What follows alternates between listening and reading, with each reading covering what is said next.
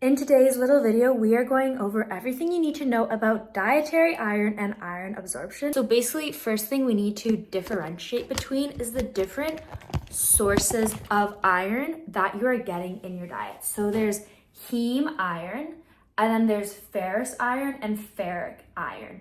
Heme iron is the primary source of iron that you're getting in meat, so things like steak, beef, bison, wild game, any animal meats, you're getting hemoglobin or myoglobin, and this contains heme iron. What hemoglobin is, or what heme is, it's the iron mineral, Fe2+, inside of a peripherin ring structure. So it's like this big protein-bound molecule, and then inside that heme protein, inside that hemoglobin protein, there's heme, that's iron, that's inside the peripherin ring. And the other two forms of iron that you're getting in your diet, there's a lot of iron in dark chocolate, by the way, which is why I'm showing you my Halloween little ghosty chocolate. The iron in cacao or plant-based foods is ferrous iron. Ferric iron. Ferric iron is Fe3+, and then the other type of iron that you could be getting in some foods is Fe2+, ferrous iron. So right away, we have three dietary sources of iron. What you're getting in your steak is hemoglobin, heme-bound iron.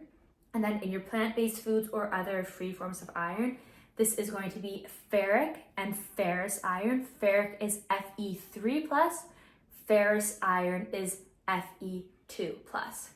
I just realized I still have a little smiley face on my finger. Okay, now we're gonna go over iron absorption. What we're gonna cover first is what the hemoglobin thing actually looks like, or what it actually is. So let's say you ate your steak, yum, yum, yum, and there's so much protein in there, and there's also a ton of iron. Or if you're eating liver, like if you eat chicken liver or like beef liver, there's a lot of iron in that as well, and it's coming in this type of form. Well, we've got hemoglobin, and this is the protein molecule holding on to that iron. So you're not absorbing anything from this yet. You need to digest it first.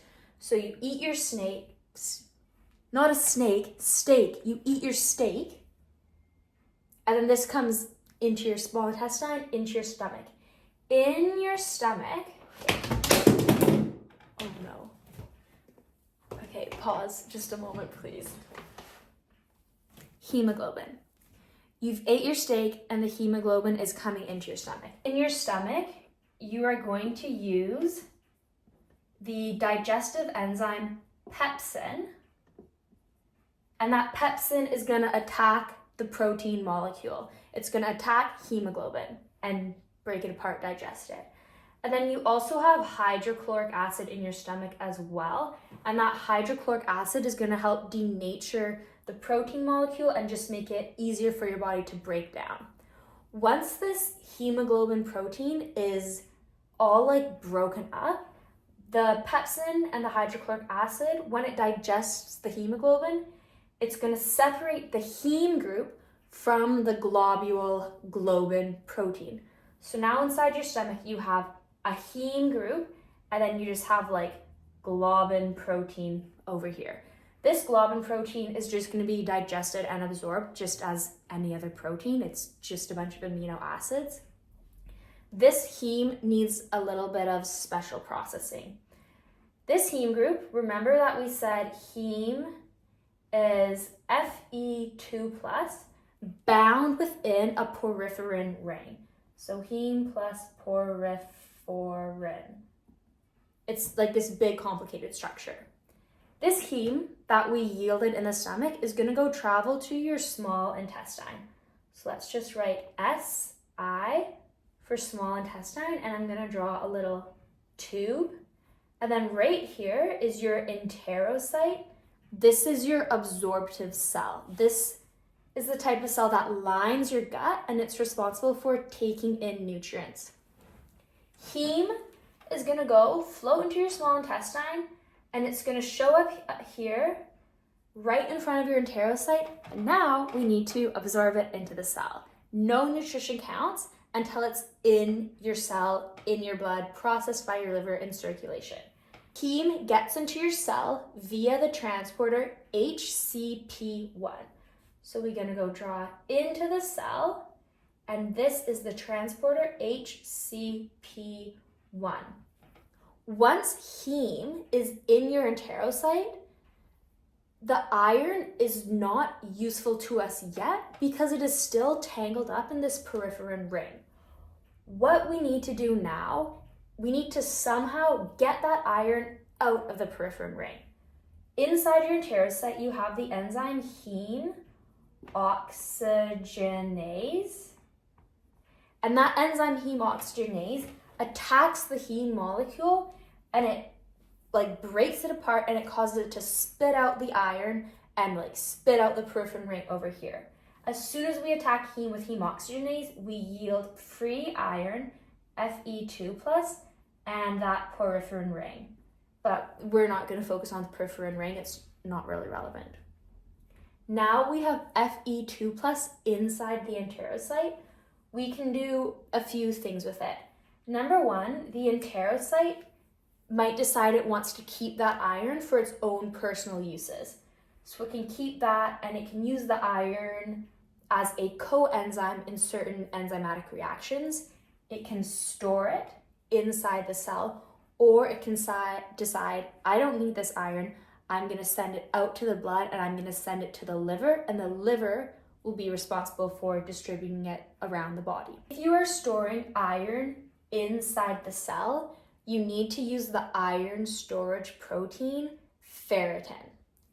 If you decide you want to export iron to the liver, to the blood, to the rest of the body for circulation, then you need to get it out of the enterocyte by the transporter ferroportin. And what ferroportin does, I'm going to draw it right here. We don't send Fe2+ around our body. We send Fe3+ out and around our body.